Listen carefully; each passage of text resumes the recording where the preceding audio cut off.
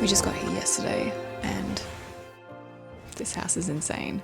As you can see, it's been passed down through the generations and it now belongs to Kay's uncle, who has kindly let us stay here for a little bit so we can get to experience the Goto lifestyle, which is pretty amazing. Never in a million years would I have imagined to have this opportunity to live on such a remote island in Japan, in a traditional Japanese house.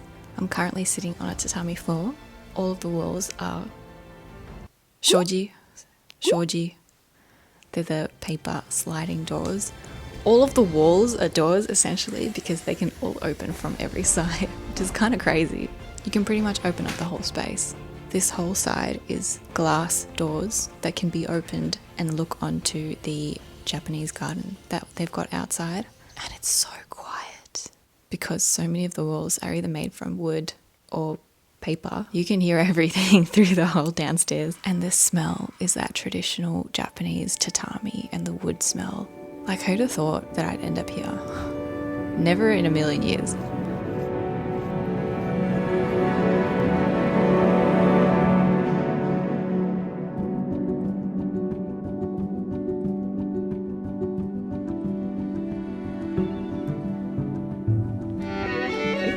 So much tradition has been preserved here in the lifestyle, in the artwork that's left around the house, and in the garden. The only thing is it's so traditional that there's no Wi-Fi, which is such a first world problem, but we've ordered pocket Wi-Fi to come, which I was pretty surprised that you could get delivery here because it's a remote island. So Goto is actually a series of islands on the eastern coast of Nagasaki Prefecture, which I think actually makes this the most eastern point of Japan. And this island that we're on right now is called Fukue Island, which is the main island, and I think it's also the biggest one as well. There's no Uniqlo on the island. There's no 7-Eleven. There's 2 Lawsons, and there's no Family Mart. And we're currently located not within walking distance of anything. So if you want anything, you need a car to drive into town. And they do have like supermarkets and pharmacies, and pretty much everything you need is on the island, and you can get stuff delivered. So it's really not that inconvenient as long as you have a car.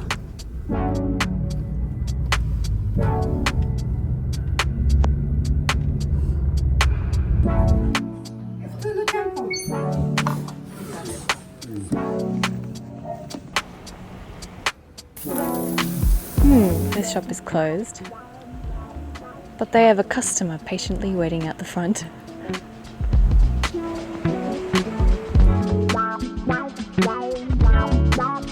It's crazy to me how you literally have this like ancient stone wall with these ancient gates, and then inside it's an apartment complex. What is it? Honda supposed to be shochu here.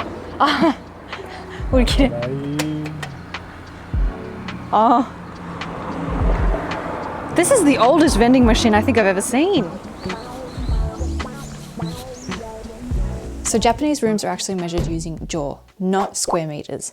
And I never knew what jo actually stood for until I found out that this one tatami mat is considered 1 jo. So for example, the size of this room would be considered 1, 2, 3, 4, 5, 6. 6 jo.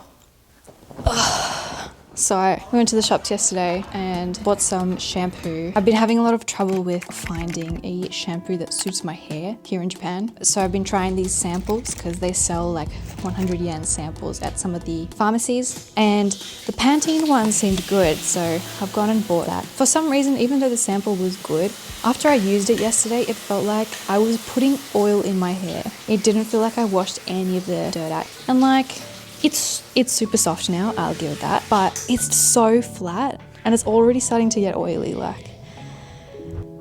And it's not like I can just pop to the shops to get another one. This is one of those times where I'm really missing the convenience of city life.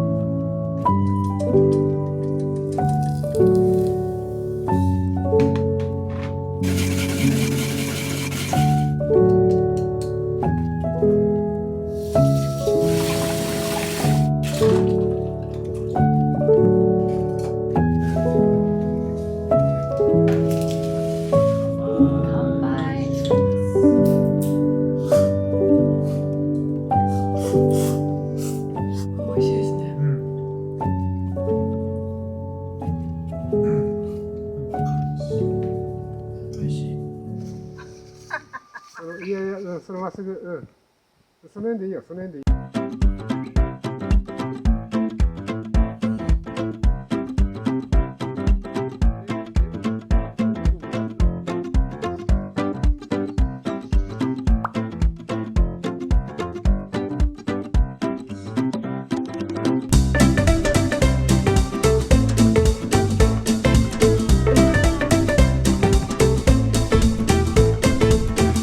左手の位置下げたらええやん。そうね。何してんねん。ちょっと待って。もうちょっと下げたらいいやん。Hi!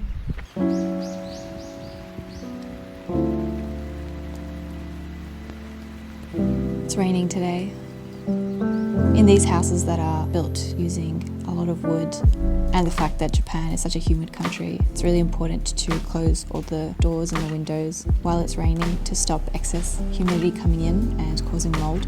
So apparently a lot of people don't like coming in with wet clothes, and they also don't really like when visitors come over and bring wet clothes into the house because that brings in humidity. So life kind of stops here when it's raining. But our Wi-Fi arrived yesterday, which very happy about, although it is a bit slow, but I mean it's still Wi-Fi, I can't complain. It's so loud.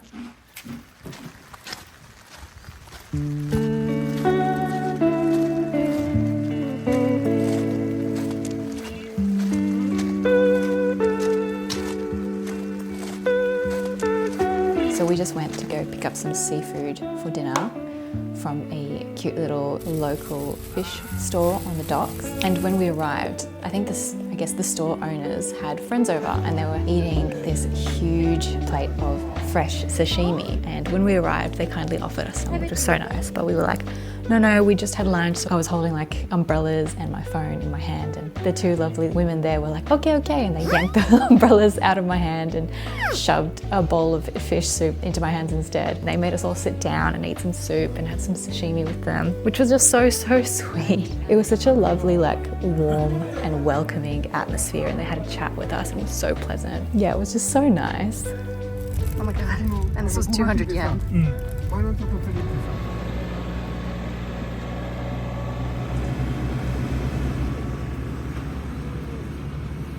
That's so cool.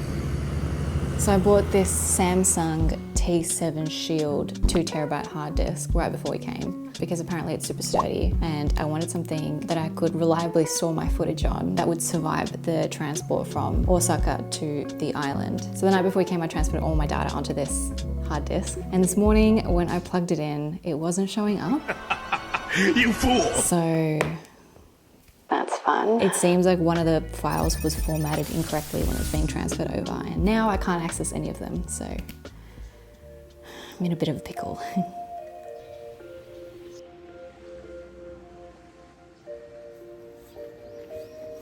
So this rings at 7 a.m, noon, and 5 p.m, right?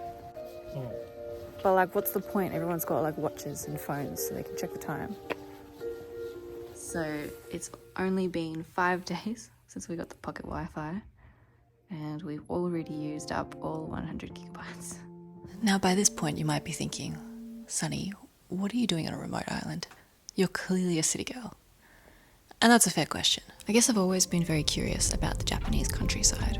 Like obviously it's very beautiful, but I was also really curious about like the way of life here, the way it can feel like you've stepped back in time by stepping into an old house, by the fact that you can grow your own vegetables, fish your own fish, and make dishes that utilize every single part of them. This is the fish that they fished today. Itadakimasu. And like everybody hears about how healthy, this kind of veggies and fish diet is, so I guess kind of wanted to come and find out the secrets that rural Japan has to offer.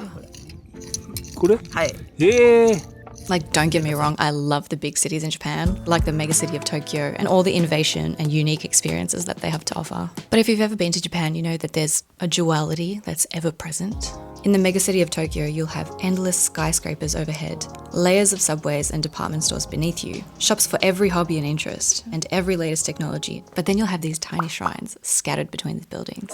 You'll have Japanese gardens with softly flowing water and quiet buildings serving tea in rooms made with tatami floors with the scent of hinoki wafting through. And because you kind of get carried away in that hustle and bustle and the excitement, I always felt like I never really got to fully explore that more traditional, slower side. So yeah, this has been a part of Japan that I've always just been really curious about and wanted to explore more. And I definitely feel like Goto was the perfect place to do it.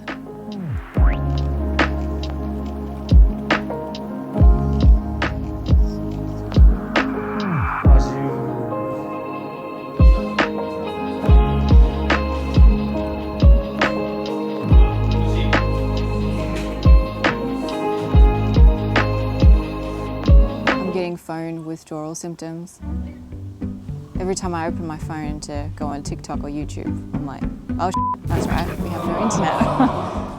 This is sansho, which is a type of Japanese pepper. Kay's uncle is growing it here, much to our delight. And behind me, this is a biwa tree. I'm not really sure what biwa is in English. It's kind of like an apricot, but also not at all like an apricot. The bags that have stopped the birds from getting to the fruit. Each of these little branches births like 10 biwa fruits, but you have to reduce it to about 4 so that those 4 get the most nutrients from the tree, and then they grow really big and juicy and sweet. And then you wrap them in this and you wait until they're ripe. There's so much fruit on this tree, it's insane. And biwa is quite expensive in Japan, so it's a bit of a luxury really. So I'm excited. Oh, it's so cute. SIM カード入れなあかんなし。 Where? 入ってない。 Oh, in here? In here? こっちからに入ってない。 Is it supposed to be a SIM card attached to it? We were supposed to order a Rakuten SIM card to go with this pocket Wi-Fi, and we didn't do that. So we can't use it at all. 使わへんな。ただの機械な。こん中に SIM カード入れてやっと使えるって感じだよ。ほんまに入ってない。 But then that costs extra money, right? そうやろな。 And we have to wait another like 3 days for that to arrive.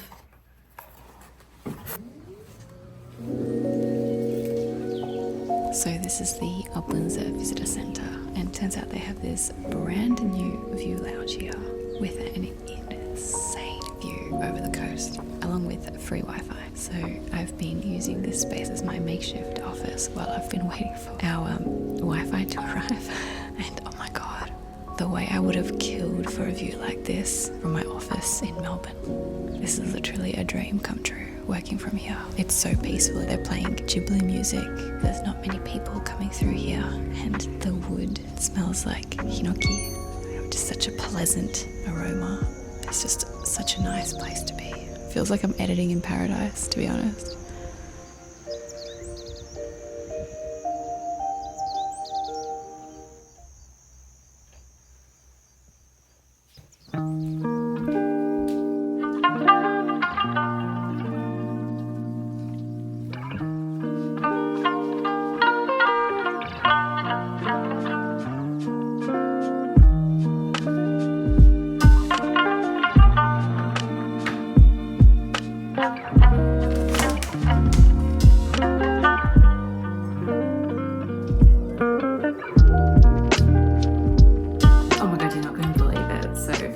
This morning to find that my T7 Shield has popped up on my computer screen. So I don't know by what miracle this has happened, but thank God. Oh my god, it's so early. Now we have to go. This way. It's so dark. Oh my god. Not gonna lie, I'm kind of terrified right now. I really hope we make it. So we're on the wrong road. We gotta go back now. Oh my god, I really hope we make it on time. This is the road. Can't see shit.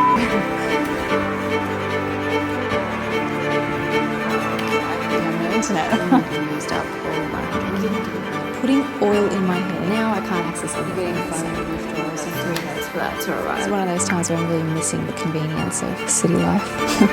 Oh my god.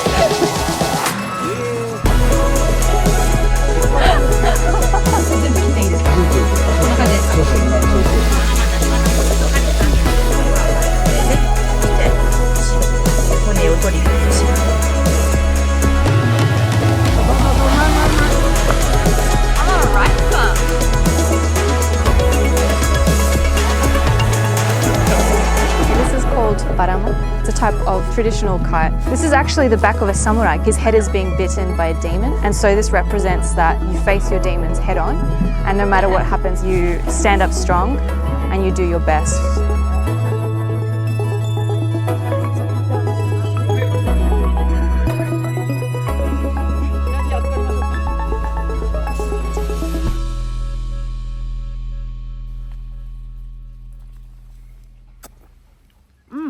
That's so tasty.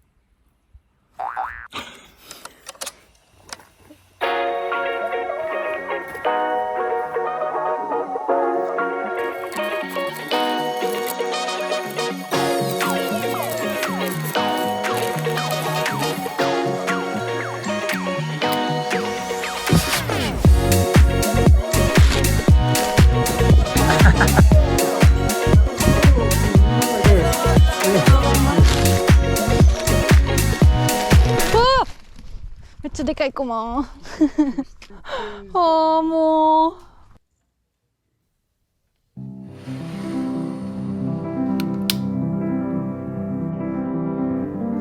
been here for 1 month now and I feel like I'm starting to get used to it here.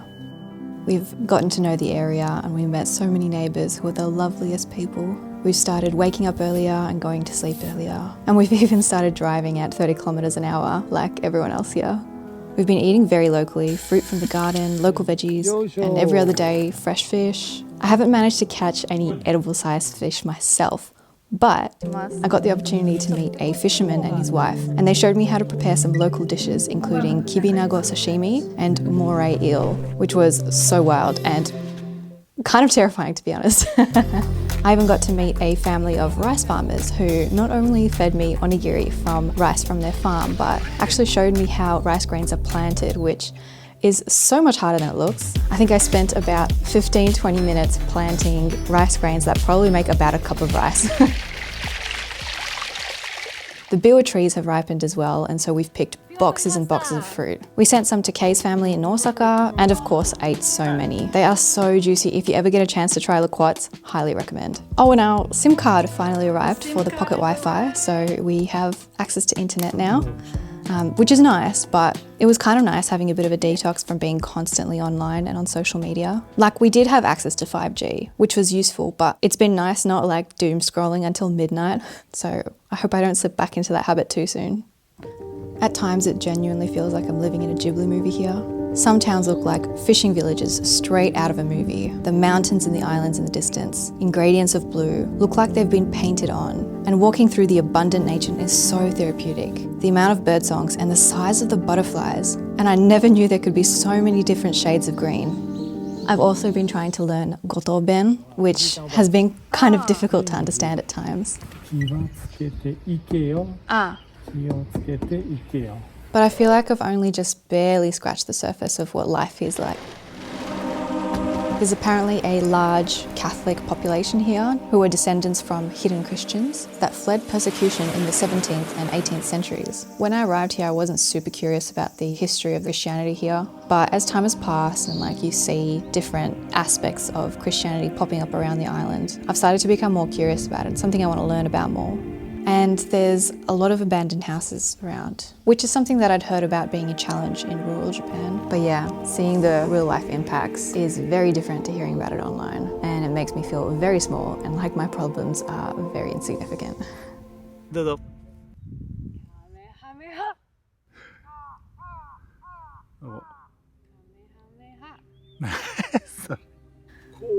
Ah. なってる。OK やって